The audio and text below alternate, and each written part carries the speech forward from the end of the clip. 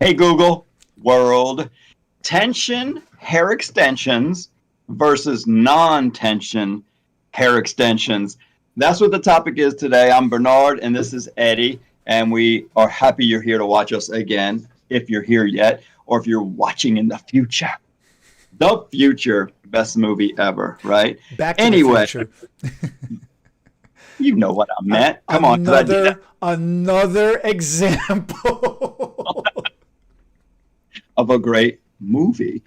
So today I want to talk about, I love this topic because I started off when extensions only consisted of tension versions. And there was no hair extension, non-tension, hair extension, tension versions. What are you laughing at? Uh, Phil? he's drinking pomegranate for breakfast. Oh my goodness. Joke before the So live. what's tension? We'll Is, tell you is this later. for thin We'll hair, tell you fine later. hair? What type of hair is? What are we Well, talking about here?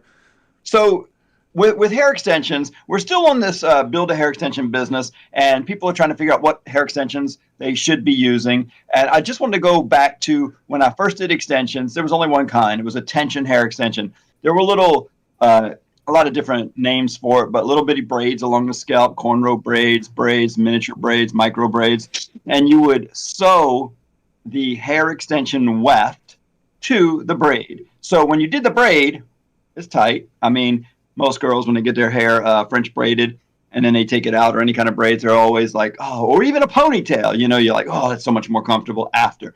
So you would have tension for the braid, and then you would put the weft on there, and depending on how tight and how much you snug those knots up, you'd have more tension. So to me, I would say tension on top of tension. And lots of scalps can handle that tension, but there was quite a few that could not, and that would cause a whole new word for the medical community, which was traction alopecia. So, alopecia comes from a lot of different things that nobody really knows. They try a bunch of different lotions, potions, drugs, shots, cortisone, things to try to get rid of the bald spots, the loss of hair. But with this one, hairdressers, we created an alopecia and a name called traction alopecia, which meant pulling the hair out. And then I thought I'd kind of cover, I'm going to list out, and then we'll go back and talk about some of them. I want to list, to my knowledge, I'd love to see down in the comments below, there's a lot of extension techniques out there that I've never done, never heard of. I had some samples sent to me from a friend of mine in Paris one time, and they were these weird looking extensions with strings, little silicone bits on the, there was two with a string between two of them, and I thought, wow, there's some techniques out there I've never seen before. I thought I had seen it all, but there's things that are old, there's things that are new that we've never done. I've done a lot of them, and in the tension hair extension category, I'm going to read from my little list here, just kind of quick. This was the first very old sewed-in weft, whether it was a machine-made weft or handmade weft. They've both been around forever. And then all of a sudden, a new liking and trend to this hand-tied weft, hand-tied hair extension weft. It is still a tension technique. Some people are doing some braiding, sewing, and then putting that hand-tied weft on. Many people are putting beads every so often with string or just hair and then sewing to it. So the beads are generally put in a little too tight, don't need to be. And then the weft is kind of sewed to it a little too snugly in a lot of categories. Is snugly a word? That's going to be fun for the algorithm to close caption for us. The hand tied can kind of go both ways, but is usually a tension technique. And then I would say all the non-tension techniques I'm getting ready to read can be done incorrectly and cause tension. And so I just feel like, why cause tension if there's so many extension techniques out there that cause no tension or can be hanging from a little space from the head and not be pulling all the time? There's already enough pulling just from the weight of hair. So why add to that pulling by tying tight knots up against the head and causing more pain, irritation, hair loss, traction alopecia? So then we move into the non-tension category, in my opinion. And one of the first ones I did years ago that is still standing around strong today is a keratin hair extension strand. I loved, back in the day, it was called SoCap, and then the name changed to She Hair, and capital SHE, She hair extensions. Although you've got great lengths strands out there, Cinderella, dream catchers, hair dreams. There's a lot of strand keratin tips out there, and some of the hand-tied companies are recognizing the greatness of keratin bonds, and they're coming out with theirs and trying to coin that new phrase K-tips. So for you guys out there that are hearing K-tips, they're talking about keratin tips, keratin strands. They are put in a little bit away from the scalp, so there's no tension. And then you've got eye tips if they're done, even with keratin strands and eye tips. You can put them too close to the head, you can hurt the hair, but for the most part, if they're done right, K-tips, keratin strands, eye tip hair extensions, tape-in hair extensions, beaded strand hair extensions, beaded wefts, and I'm talking about the on-stage beaded strands, on-stage beaded wefts, and on-stage beaded topper. They're all non-tension techniques. Hair extensions for thin hair seems to be a topic that kind of is like, okay, most people that need or want hair extensions happen to have thin hair, and that's why hair extensions for thin hair comes up so often, is that people with thin hair need extensions. But we do a lot of people who just want longer, thicker hair, and their head can take the tension and is no problem. Some little girls grow up with mama putting their hair in braids and ponytails very often, and their scalps kind of get used to the tension, or they lose their hair when they're young, but most of them get used to it. So it's like anything, it's like a callus. It's like pull on it a lot, and it'll start to get a little stronger at the scalp. The body says, oh, goodness, they're going to keep pulling my hair. I better get a little stronger if I'm going to stay in the head. And I mean, this is not proven, but I believe that is part of some scalp's strength is how their hair was treated when they were young. And then some people just have fine, thin hair, not strong scalps, always shying away from mommy, brushing that hair. No, mom, it hurts. It hurts. I just can never have it. And then they never do it. And then when they get older, they still have fine, thin, weaker scalps, and they can't take these tensions, but they have thin hair and they want extensions. So the extensionists, like you and I, we put extensions on 7 or 8 medium to thick hair clients, no problems. Then all of a sudden, we put this one in, this tape-in hair extension that everybody thinks is good for thin hair.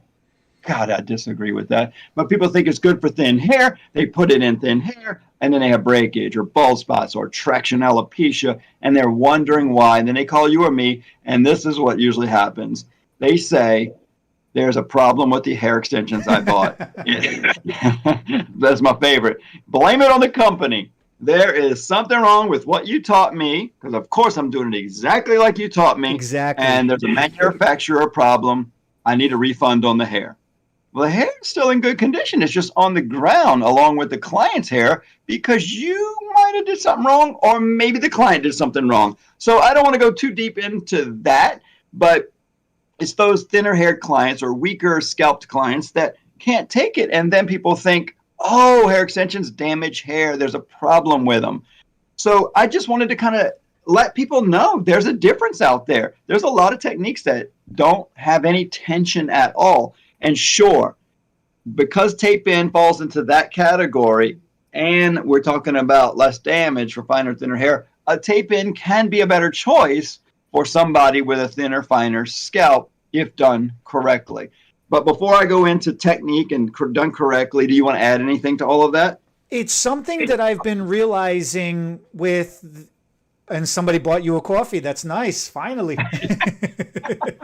One of the things I've realized in the past 2 weeks of extension classes that I've been doing, and especially yesterday too, that seems like every Monday and Wednesday I'm teaching an extensions class, but it's just coincidentally working out that way. So Monday I was teaching a class. Yesterday I taught another extensions class, and the thing with the wefts, the conversation about different types of texture and density, thin hair, normal hair, medium hair, thick hair, coarse hair, all of those textures and densities, I keep discussing about the distribution of weight across the weft and the tension and gravity on how it pulls on the hair. So that's the way I've been explaining it to people, because everyone's like, well, how many beads or how close or how tight of a grouping or how far do you spread that all apart when you're applying it? And everybody's going to have their own opinion, or everybody's going to have their own idea on it, and everybody's going to do what they're going to do based on their consultation. The way I've been explaining it to people is you got to distribute that weight evenly according for the hair that you're working with. Thin, fine, soft hair, thin hair, fine hair, soft hair, however you want to say it, it's fragile. It's more weak. It can't take it, right? So in my idea, if you put more in, it's going to distribute that weight across more evenly. You don't have 2 spots on the head or 3-4 spots only on the head trying to hold all of that up. And again, like you said, it's not that hair extensions weighs so much, but it is pulling. Gravity is pulling. So we need to respond to how that tension is going to pull by distributing that weight evenly across the weft, across the scalp. That's a good point. That's a good point. And that's where some of the trouble comes in with bigger extensions. So this is why I've always said for finer, thinner hair, smaller, not so small, but a full-size keratin tip. When I did hair extensions or great lengths, people would always say, oh, I always cut them in half. I put finer pieces in because they're more invisible. That's fine, but I don't necessarily think that cut in half is always a better choice for finer, thinner hair. Because like you just said, you need more hair to support the weight. And so with a smaller bond, I feel like the section on the head is smaller. Of course, you can grab a little bit more hair, but even grabbing a little bit more hair there is not as much hair as a full-size keratin bond or K-tip hair extension. And then you can grab a little bit more hair than you would normally put on a medium to coarse haired client and get more support. And the reason, a couple of reasons that I don't think a lot of people think about, I didn't in the beginning, came to me over the years. Some of the things we're taught in school, but we don't really put it all together until years of practice, training, experience, is people shed hair. Now, I know there's a lot of debate on how much hair, and it's different for everyone. I forget how old I am, actually. I think I'm 53, and I am starting to shed some hair. If I take a bath in that white bathtub and wash my hair, go underwater, come up, let the water out the tub, the hair that doesn't go down the drain, it's stuck on the tub. 10 years ago, there was none. There'd be a hair every month or two. I didn't lose any hair. Now that I'm getting a little older, there'll be 10 or 12 hairs in there. The books tell us people lose about 100 hairs a day on average. Some people say 30 to 50 with new studies. Whatever it is, we lose hair every day, and we regrow hair every day. And what I have noticed is that people with finer, thinner hair tend to go through I know there's big fancy words that you probably want to say, but the losing hair, the dormancy period, the regrowing hair, that's basically what it is. That happens even when you're wearing extensions. And it happens, people go through that cycle a little faster, usually that have thin hair. That's the reason they don't get the thick hair way down here as quick as somebody with thicker hair or coarser hair, because they're losing it and regrowing it more often, so they don't keep it on their head long enough to get all the hairs down to this length they want, so they want extensions. So we put extensions in, and we've got that little section, let's call it 30, 50, let's do it even. Let's say we got 50 little strands of hair to support the weight on a fine-haired client, same on a coarse-haired client. Well, if you're shedding hair faster as a fine-haired client, you're going to need your extensions taken out and replaced sooner, or those 50 hairs become 40, 30, 20 over the couple months of wearing them. And that's where the problem is with finer, thinner hair. Now, if you add other problems, like you didn't put enough hair in that section to hold it, or you put it at a bad angle where it's not supported by evenly, like you're talking about, by all the hairs in the section, that just causes more problems. But what I found is on a fine, thin-haired client, if this is my section normally for medium to coarse hair, I'll go a little wider and a little, can I do that? A little deeper. So I'll make a little bit bigger section, and it almost looks like I pull hair off of where it should be, but isn't that where all round bonds are? They start here and they get pulled together into a round bond. And so it's okay, but it's still considered no tension compared to pulling it together and tying a knot or right up against the head. Sure. And so I think of the difference of a high ponytail on a girl's head. That's a little bit more tension, and a low ponytail in natural fall, this would be the workout ponytail. You're going to feel a little tension on the head, but that low maybe you almost could go to a wedding ponytail if you dress it up a little bit. There's no tension. You let that out, you don't even feel it. So what I was kind of wanting to go back to that weight distribution. So weight distribution on one single strand, a little more hair, wider and taller, is going to last a little bit longer so that they can afford to shed a few more hairs and still won't go as long as a medium to long hair client who's not shedding or going through the shedding process as fast. So everything's kind of expedited with finer, thinner hair. And then I think you brought up a good point. Then when you start going bigger and wider, you have more challenges to deal with. Tape ins. And so if you don't get all the hairs in there at the right angle, enough hair to support the weight, in my opinion, tape ins are very heavy extensions for what they provide. They're usually 2 sections of hair put together with tape, and there's a lot of weight. I don't really like to use them on fine hair clients because I don't feel like I can put enough hair in there to support the weight on fine hair clients. But when we move to a weft, like you're saying, whether we're putting beads in there, we're sewing it into beads, to me would be a non-tension, get it away from the scalp a little more free-flowing movement. Whereas with all the sew-ins, the hand-tied hair extensions, they're going to be right up against the scalp, so a little tension to start with. And then my very big first criticism to the hand-tied techniques was most people weren't putting the beads close enough. So those beads would be this far apart. Oh, sure, they put string between them. That's where the word waterfall beaded extensions came in as a competition to natural beaded hair extensions. Love that term. Totally marketing. Nothing natural about it. And then waterfall was the string that's like drooping. Who wants droopy drawers looking hair extensions? I mean, the waterfall is a beautiful name. Again, I love waterfalls, but I don't want my hair to have this droop in between the beads.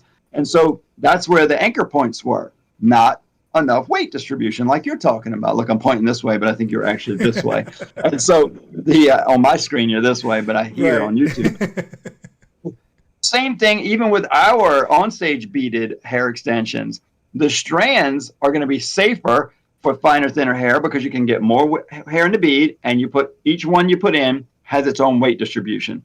But if you put a weft in 12 inches wide and 40 beads in there, and you put a tight bead, a loose bead, a tight bead, it depends on how close you put it to the head. You do have to pay attention to the weight, not only how many beads and weight distribution, but that word's a tough one. Weight distribution.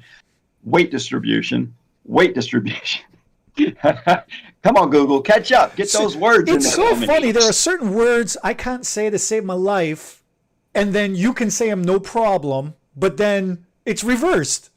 Well, it's the only language I speak, and you speak quite a few, so I'm a little more impressed with you having multiple languages under your belt. I'd rather mess up 3 or 4 languages than only be able to speak one and actually not that and well. You can't say half the words in your one.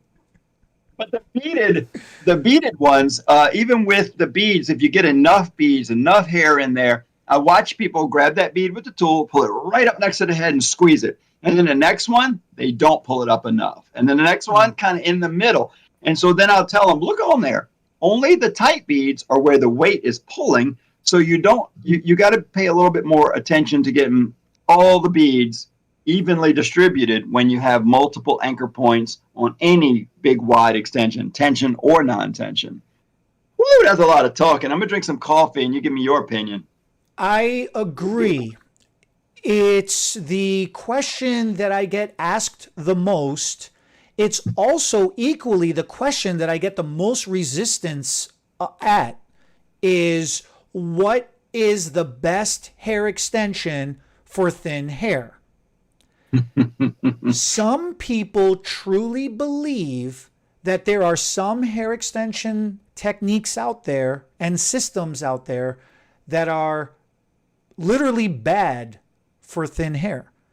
And some people are just outright convinced that there are some hair extension techniques and hair extension systems out there that are the best for thin, fine hair. I hate to tell everybody on both sides of the fence, you're both wrong. Usually I'm saying, hey, thanks for watching. Right, yeah, thanks for watching, right? No, usually I'm saying it's situational. Usually I'm saying it's dependent upon consultation. Usually I'm all for anything goes, depending on what you're trying to create.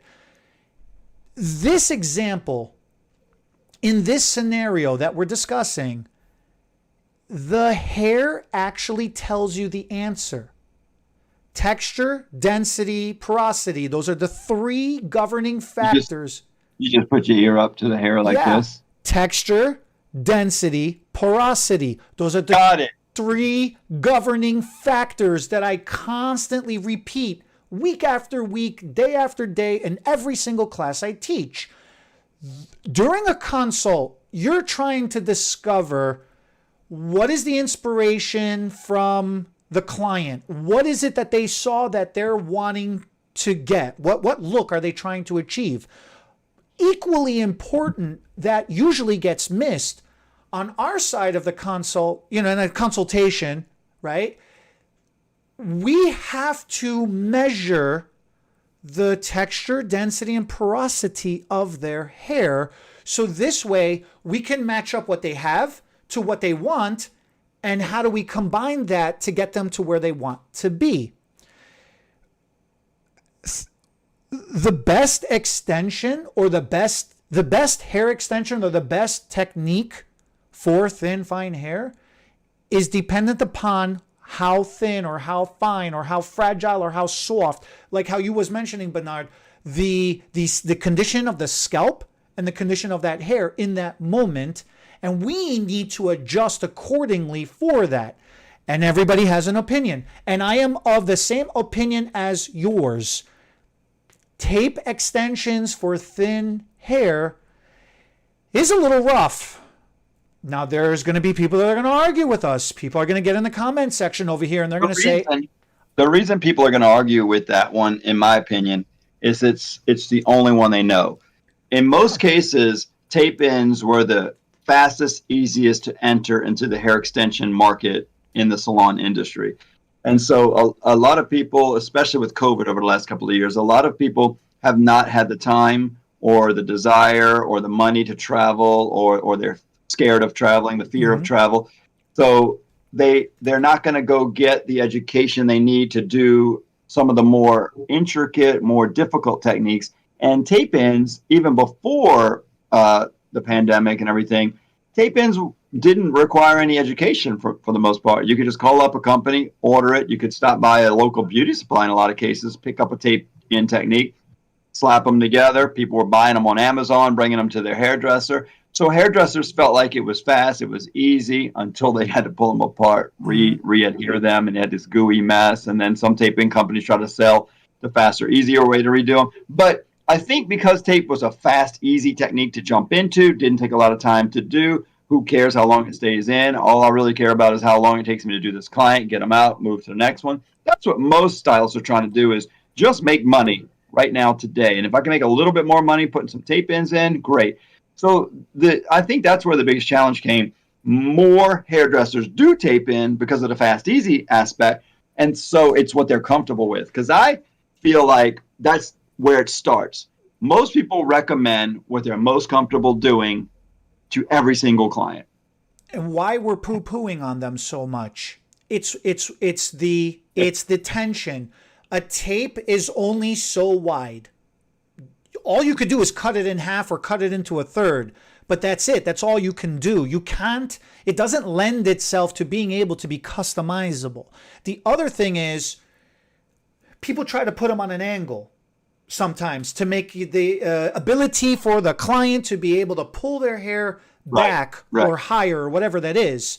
And I understand that, but we're talking technicality over here. When you got something on an angle, the higher point is not going to be pulling as much. Everything is pulling on the lower point, right? Because are you sure? I think it's just opposite. I feel like the higher point is getting most of the pull. Oh, I was okay. So maybe I'm explaining myself backwards. In the beginning, because it's closer to the scalp, there isn't that much there is tension, but not as much as there is at the bottom, because that's in free fall. But as it starts growing out, then I feel like it flips. All of that is dependent on what's up there. You got that whole thing hanging on that one corner, And What it's part just of it starts rough. to come out first, the bottom or the top? I feel like the bottom comes out first, Really? but people struggle with the top more because the bottom is just gone and the hair starts twisting over around onto So, itself. you know, without even saying which one of us is right here, because I think we disagree on which, but what we do agree on is don't put them at angles. I've found that too. Because when you put them parallel to the ground, there's going to be gravity, is going to be even tension on it. You know what I would say that would support what you're saying is, I don't know why this came up, but I moved into a new house about a year and a half ago, and carrying and we just had that big hurricane down here. So helping my son move some furniture from upstairs, I purposely, as the older, wiser person in the family, always try to get on the top end of carrying things down the steps. The kids don't realize this, but we grab a mattress and they're like, come on, Dad, help me bring the mattress down. I'm like, you go first. I don't want to walk backwards being as old as I am. But I know that once I lift that mattress up on this end, they got all the weight at the bottom. So that kind of helps support what you're saying. The weight is going to be on the bottom. So maybe it does cause more problems there. But then I always find if somebody lets go of that Yeah, mattress, it's all on you. it's all on me at the top, but the one on the bottom is still having the weight. So, right. So it's kind of supports both of our theories. And I'm not sure if this is an exact, replication of the problem or the situation. But the truth is, when you tilt, there's more tension on one end and more weight on the other. And so it just doesn't, it's not evenly distributed like we talked about before. And I get it too. Like you said, people want to pull the hair back. That is one of the limitations of wefts or anything, and tape ins, anything that's long into the sides. So go into one of our other videos, go into our placement videos, because that's where you can mix things up and put some individual strands, I-tips, K-tips, beaded strands on the side of the head where that challenge is. It blends a little bit better and speed up and cheapen the process, not in a bad way, but generally things that cover more territory like wefts and tape are less expensive. Even in the beaded strands and the beaded weft. The weft's a little less expensive for the amount of hair you get per gram than the strands are. And they go in faster and easier. So you can put strands on the side, wefts or tape in the back. You can speed up the process by doing that, and you can also make it cost a little less money because that's going to be less expensive hair and faster technique. Just a little pro tip for hair extensions. So then go to the wefts, because the distribution for the weft, it really is important, because that's something I get asked a lot too. A lot of people get nervous when I say put more beads in or don't space it so far apart. And then people say to me, isn't that too much? Isn't that putting in too many for thin hair? Never too many. See? The more, the better. I'm going to grab a mannequin off the shelf right here and talk about something. Yeah, because again, we're talking about how to distribute that tension across the head and how to balance out that gravity through the length of all that hair. This is really what it's about. And right. And so with the non-tension technique, this is the coolest thing lately, because a weft used to only be a tension technique until the introduction of, I'm all on this Google, putting my words on the screen. You're learning me goodly over here. So the introduction of the beads changed a lot of things. I mean, it changed K-tips into being able to use I-tips. It changed the wefts into being able to do tension or non-tension. But for some reason, and maybe it's because of the much more anchor points in a weft, you can start to do some angles with the weft, but still I wouldn't put them straight up and down on the side. But when you see something like this, that's pretty close to parallel to the ground, Sure. But when you get to this side, look, it is not at all. These wefts are kind of traveling up. And there's so many anchor points that it's okay to do this, but it's still not nearly the angle that a person would try to put a tape in at a 45. It's a slight angle. And the reason for this angle, not that I want to get too much into a placement video, but the reason for these angles is that if I'm taking, you got, this much hair on the side compared to that much hair in the back. So we're trying to evenly distribute from the top to the bottom where we put wefts back here. But as we get into the side, if we stay straight, we're going to be low. And how do we fill in hair on the side? The crazy thing about the geometry of a head is there's all this hair up in the front that falls over the eye and possibly the nose and lips. And then as you move back, this section falls in here. And then, so basically what I'm talking about is this traveling diagonal line here. The only way to get hair on the face here is to bring hair more forward, but you can't do it here. So you have to start to travel up to get further this way. See, that point down here becomes too close to the front hairline. But the way I can get hair to actually be over the temple and blend with this is to start to travel up a little bit if I'm going to do a weft.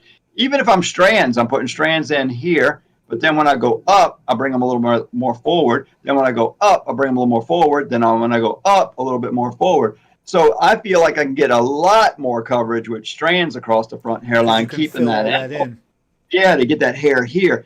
And then on the other side of the head, you see where it's parted, the hair is parted here, and I've got a lot more hair coming over here. That hair is all bang, is really falling across the face.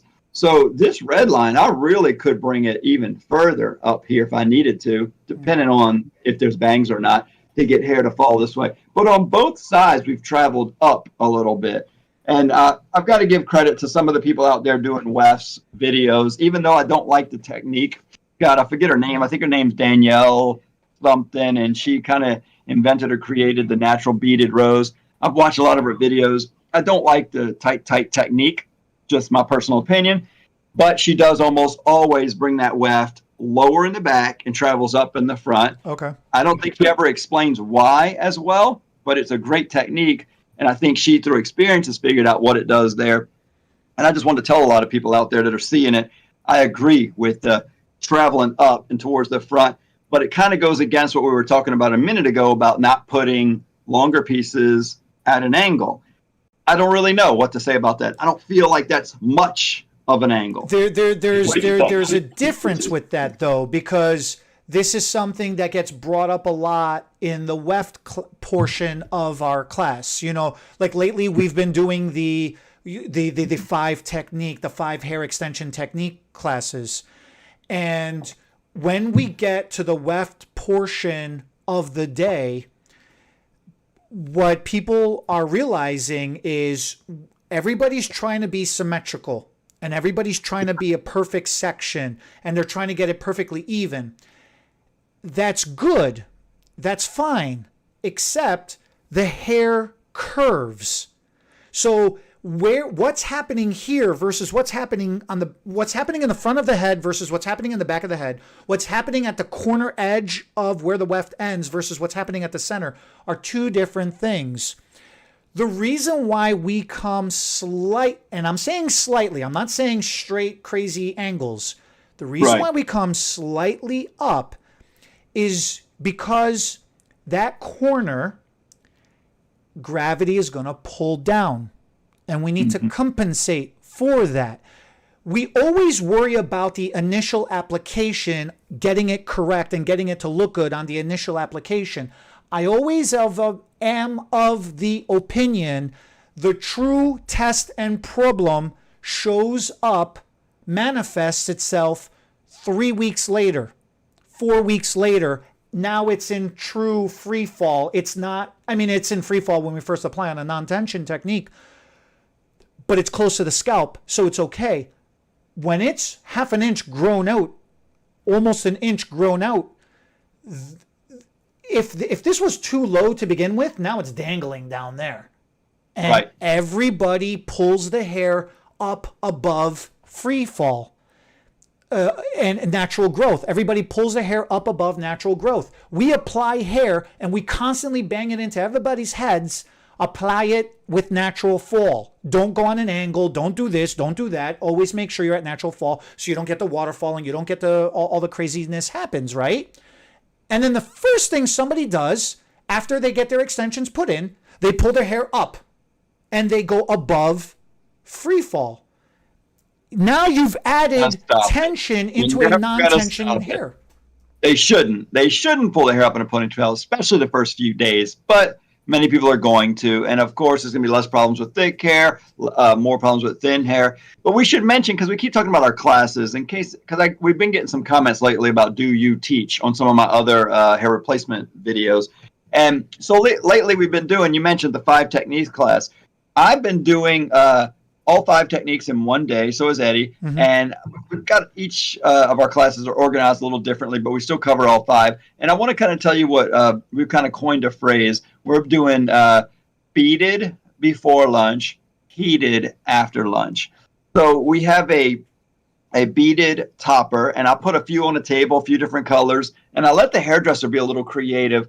Pick the color you want to put that beaded topper on top of the mannequin head. And I've got a mannequin head with hair, and you can either it's brown. You can put a blonde head, a brown hair. You can build an ombre, build a color melt, whatever kind of color creativity you want to do. Because then I got a few wefts laying on the table. So I give people a heads up ahead of time. You be creative. I'll teach technique along the way. So you design what it's going to look like. We're going to put a beaded topper on top. They only come in 12-inch length hair. So if you want to build some length, you can pick any of the different lengths of weft extensions, because we're going to then, so the beaded topper goes like right on top. And then we're going to put a weft just under that to increase the next layer of length. And then we're going to put some strands either on the sides or also down in this area. So you can learn all 3 beaded techniques. Mm-hmm. And just before lunch, we take them all out to learn removal. And then right after lunch, we come back and we learn keratin tips or K-tip hair extensions. And we heat up those little bonds. I teach you how to do a flat bond, a round bond, a half bond, a third of a bond. And we put a few little teeny ones up in the bang area, and they kind of disappear. And people are like, oh, my God, they're even more invisible than the beaded. Right. There's some big advantages to keratin tips hair extensions that people don't realize because it's been around for a little while, and some of the new stylists haven't tried them yet. And then we have the tape-in technique. We have a unique tape-in technique that is a heated tape-in. So it has a little bit of keratin on the tape. We heat it, and it stays in a little better than the average tape-in. Most people don't know about it. I think we're the only one in the world that has it. Kind of cool, but it takes a little more time, and a lot of hairdressers don't want to use that extra time. So you got to decide if you want to take a minute longer putting in the tape-ins so they stay in a month longer. Decision, do you have that time? So we teach both of those after lunch. You could skip any one of the techniques if you're not interested in one of them or not, and practice on another one that you just learned. But we do beaded and heated all in the same day. And then for some people that want to stay an extra day, I teach a 6th technique on the second day where people can stay and learn hair replacement, learn how to put hair on a bald-headed man by learning how to bond down with an adhesive on the top of the scalp, a skin-like membrane. People have seen it all over Facebook, Instagram, and TikTok these days. I teach the technique, and I make it pretty simple. And we do that in a 1 day to about 3/4 of a day full training. And the neat thing about it is I do it at my salon, so you can see on Tuesday. We do this Monday and Tuesday, and on Tuesday, my salon is open and operational. So you'll see extensions being put in on some of our clients. I should say you see hair extensions being put in on some of our clients. You see hair replacement or hair restoration being done on some of our clients. We learn in the private rooms right next to the other private rooms that are being used for clients. And most of our clients already know, hey, these guys are, most people say it's private. Are they going to let me come in there and see? I tell the clients, these guys are from out of town. They're never going to meet any of your friends. So they're kind of used to me doing these classes, and they're like, sure, let them in. As long as they're not locals, I don't want them telling anybody my hair's not real, because it's a private thing. And so I've kind of got my clients trained, at least enough of them. So it's really cool to see our layout, our warehouse where the hair comes from, and how the technique works on real live clients. So Monday, no clients, nice and quiet. We learn all the extension techniques. Tuesday, salon's open, and we learn in and around an actual live action. Everything you just learned is happening around you. So you can see it. You can talk to my stylists, my technicians, my salon coordinator. People look in our appointment book. How are you booking? How long are you booking? How are you charging? They ask questions I never thought they'd ask. They corner my salon coordinator, and she's like, I didn't know if you wanted me. I said, tell them anything they want. Mm-hmm. That's what this is about. Thank you. So it's a lot of fun. I thought enough people have been commenting about that. I just kind of cover all those details. The biggest difference, so I do the same way minus the hair restoration. What I have been noticing is I have taught a lot of keratin bonded technique to people. So now they're seeing this 5 technique class. Some of the people are appreciating revisiting the education during the bonded portion of the 5 technique day. And then you're teaching a lot of she hair clients how to do the on-stage extensions and revisiting she hair, and then we're revisiting she hair. And then I have other stylists who have already are doing the bonded technique. They're only interested in learning the beaded, and vice versa. I have some beaded stylists that want to learn the bonded technique. They don't need to relearn that one. So I've been doing Sunday, Tuesday, and Wednesday. I've been doing personal coaching and customized programs. You only want to learn one of the 5 techniques or 3 of the 5 techniques or however many. And then on Mondays, I've been doing the full 5 techniques. I've actually been teaching. So yeah, you're asking if I teach. Yeah, I teach 5 freaking days a week because 4 of the days is extensions, and then in the afternoon or at night or the 5th day, like on a Thursday, I've been doing hair color, hair regrowth classes, blow dry classes, haircut, toning university. I'm blanking out. I got like this Monday we're doing an art of the blow dry from the brand Ergo, for example, in Schaumburg, Illinois. We're bringing in Ergo styling tools and we're hosting them, and they're sending in one of their amazing celebrity stylists, Alan Papaleo, and he is going to be mentoring that day. So, I mean, there's so many different types of education that we provide. Hit us in the comment section. Let us know what you're interested in. We'll get in contact with you and we'll figure something out. Thank you for watching. I think we've said everything we can say on tension and non-tension. All right, guys. We'll catch you all next week. Thank you. Hair extensions. Hair extensions, yes.